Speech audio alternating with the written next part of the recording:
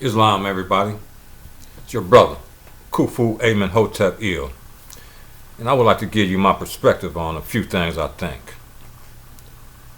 First, let me give rise and give praise to the Holy Father of the universe. Father God, Almighty, Eternal, and Incomprehensible. Allah be his sweet, holy Arabic name. Let me next give all hail and honors to the Holy Prophet, Noble Jew Ali, the last prophet in these days and times. Noble then, noble still, Noble Jew Ali. I would also like to give honors to Brother Marcus Garvey, the forerunner of the prophet, which the Brother Marcus Garvey said, "Up, ye mighty race, and accomplish what you will." I would also like to give honors to the two flags. First, the flag of my descent, the Moorish flag, the red flag with the 5-pointed green star in the center, which 5 points represent the holy and divine principles of love, truth, peace, freedom, and absolute justice. Next, I would also like to honor the flag of my birth, the stars and stripes, the red and white and blue flag. I would also like to extend honors to each and every one of you. So, some of the things I think is that our people, we like to refer to our people, so-called blacks, Negroes, and colors, Ethiopians, jigaboos, and coons, niggas in these days and times. But we like to refer to our people as Asiatics. The Asiatics in these days and times called on a great soul, a great spirit, a great entity to free them from the yoke of Rome, the Babylonian dragon, the harlot that was choking and strangling them to death. These Asiatics called and prayed and hoped and wished on this divine soul to come and save them, take them out of this chastisement that most of the Asiatic brothers and sisters was going through here on the shores of North America. To my knowledge, the one they was calling on didn't get here yet. The Christ. Well, divine love came. Feel me? Divine love came. Excuse me, my thing keep messing up. Excuse me a minute. Divine love came in the form of Prophet Noble Jew Ali. Jesus never showed up. Jesus of Galilee never showed up. My grandmother been waiting on him. Her mother and father, their mother and father, their mother and father. Been calling on this Jesus since time immemorial. He late. The prophet was on time, in time. The prophet was born in January 8th, 1886, in the state of North Carolina. Yeah, that's right. You heard me correctly. An American prophet. A prophet that came specifically for the divine purpose to uplift fallen humanity. In that time, which was us, Asiatics here in America, going by the misnomers or brand names of Negro, colored, black, African American, Afro American, a hairstyle. Feel me? So this prophet came to take our minds back to the mindset of our ancient mothers and fathers.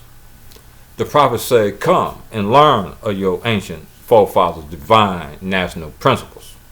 Come and link yourselves back to the families of nations." So that concept of a divine soul coming came in the form of Noble Jew Ali. The prophet said, "Those that were with me 2,000 years ago are with me today. Those that was not with me 2,000 years ago are not with me today."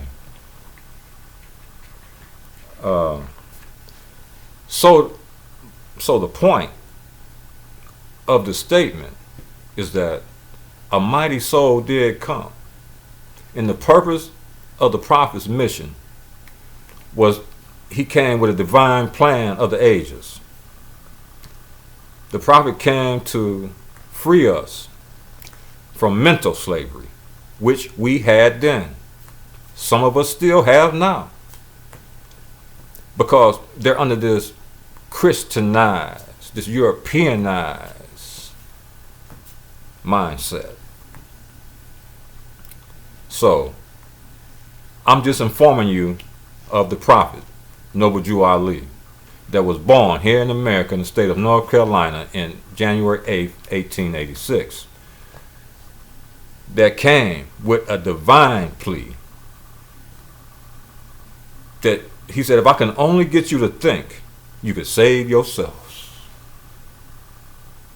Hey, y'all, I'm trying to save myself. I'm a prophet's more. I'm more than the average man. I'm more man.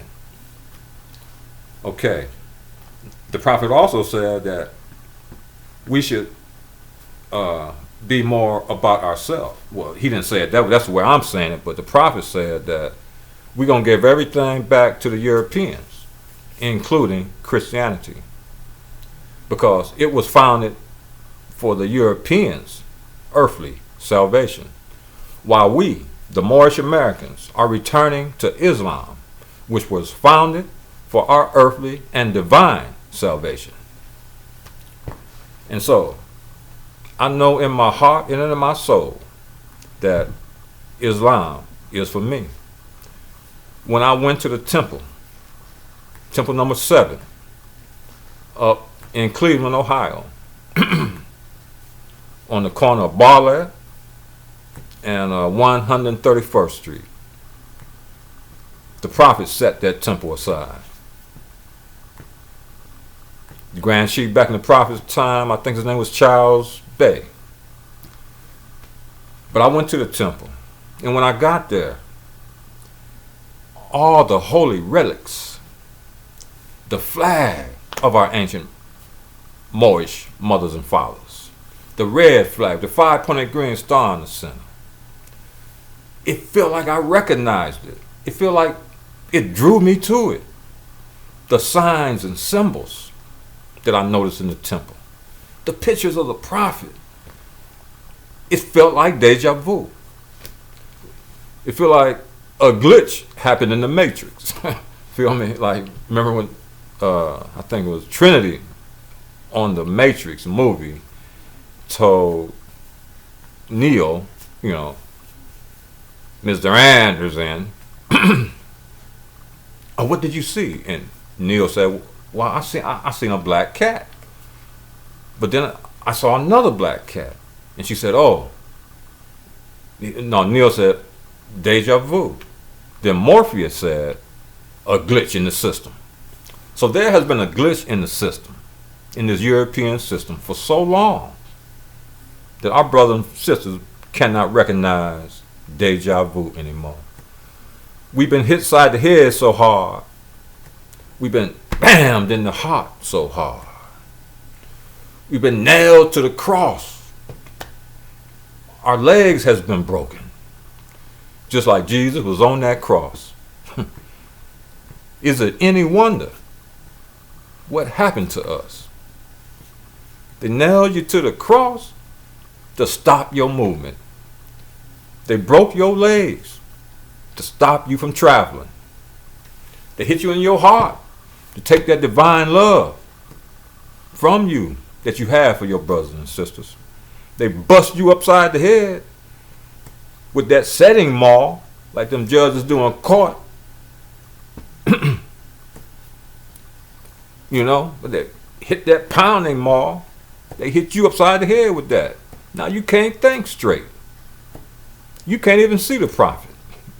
You so confused. You black.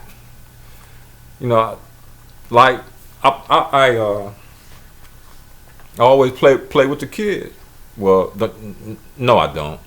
I play with the children. Ain't no goats around here. And I asked them, what color are you?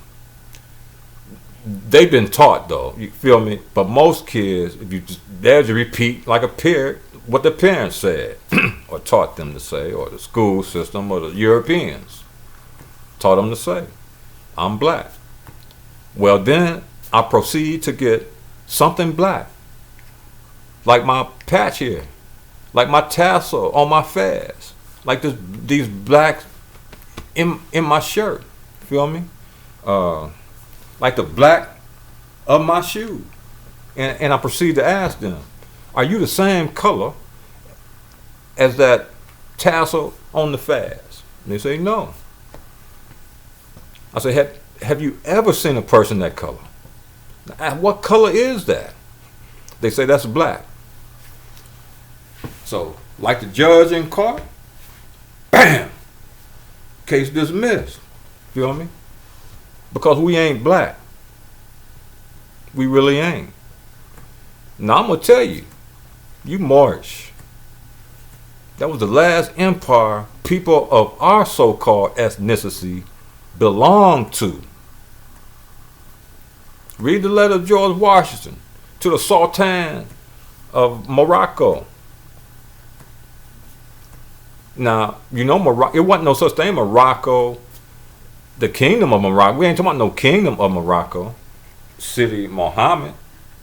Well, that's what we're talking about, but we ain't talking about the kingdom of Morocco. Another thing I want to talk about is Christianity. A lot of people get, got to get the rag and the towel and wipe themselves off to start perspiring when we had these talks. And you know what? When a person gets nervous, it's either because there isn't preparation made for what's coming, or they just don't know and they're sweating for the answers. I mean, they nervous, or like a parrot, they just repeat and repeat and repeat what's been given to them without actually doing the research themselves. So they don't really know. They stuck in the age of belief because that's what they tell them today. Just believe. Just believe. You know what I mean? Believe. You know what I mean? But the Bible don't say just believe. The Bible say ye shall know the truth, and the truth will set you free. That's what the actual words of the Bible say. But the ministers will start preaching some kind of doctrine to you, talking about just have faith, believe. You can believe whatever you want to believe. Don't get me wrong. I ain't saying don't believe. I'm saying you can, though. You can believe anything you want to believe. But do you actually know what you believe? See, that's where the rubber meets the road. Because if you only believe in, like, you can look at this video and you can say, I believe his eye is out. Now, you only saying that because you don't actually know that my eye is out. Only thing you know is that I'm wearing a patch over my eye that most people, that something's wrong with their eye wears. Now, when I remove my fez, lift up my eye patch, and I reveal to you my eye, you will say, not only that you believe I don't have an eye, you will actually know I don't have an eye.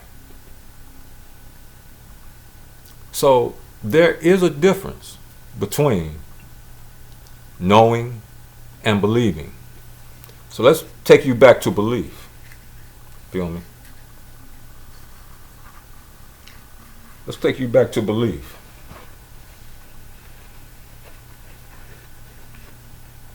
Now let me ask you that question again. What do you think about my eye? Do you know the truth about my eye? Do you actually know the truth about my eye? Yes or no? If you say yes, you know the truth about my eye, you are one of the ones that seen this video and actually witnessed or saw a representation through video form that I had no eyeball in my eye. I have an eyeball here. I don't have one here. So it makes you know for a fact, you know what I mean, that I don't have an eye. On the other hand, for those who hasn't viewed this video yet, like you who have viewed it, tell somebody about this video and ask them, like the dude was wearing a patch on his eye. He was wearing a fez. He had a black and white shirt on, and he was saying that we ain't black, that we Moors. But do you think that brother got an eye, or he just wearing that patch to make you think he a pirate? Feel me? And the people and the person you're talking to don't actually know. They haven't seen the video. They don't know me. Feel me? And even if they do know me, they haven't seen the eye like that. They see my prosthetic eye in there, which is an illusion, because if you've seen the prosthetic eye, you would assume it was just an eye, but it looks so real, you know, you just assume it's an eye, but it's not. So you can actually believe something that's a lie. So if you ask that person, what do you think? Do he has an eye, or is he just wearing that for effect? The person would have to admit, I don't know. I have to see the video. Just like the Moors didn't know until the prophet came. They didn't have to stay stuck in belief.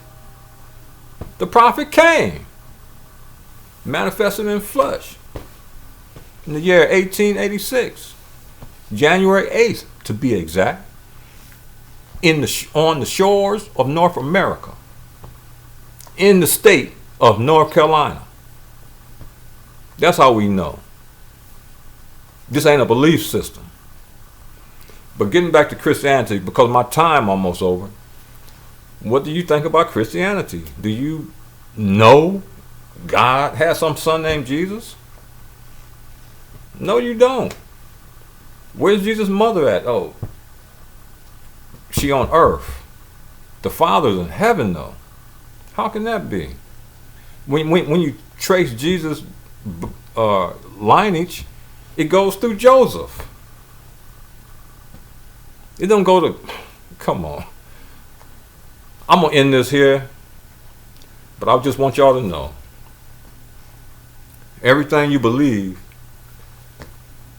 is not necessarily true. And everything you know is not necessarily false, however fake it might seem. Okay, brothers and sisters? Peace and love. This has been your brother, Brother Tajz-El, also known as Khufu Amen Hotep Il, or the name I used to go by, Amir Abdul Akil, is a name I no longer use because I feel I have matured. And so from maturing and searching deep back, tracing my roots, I have to throw some Egyptian in there and tag it with the L. Feel me? I mean, I really do. And some African. You know, Khufu was African. Deep sub-Saharan African that designed the pyramid. The pyramid of Khufu. The Greeks call them Cheops. That's that big pyramid they see out of the three they actually show you. So I now go by Khufu Amen Hotep Il. Peace and love, brothers and sisters.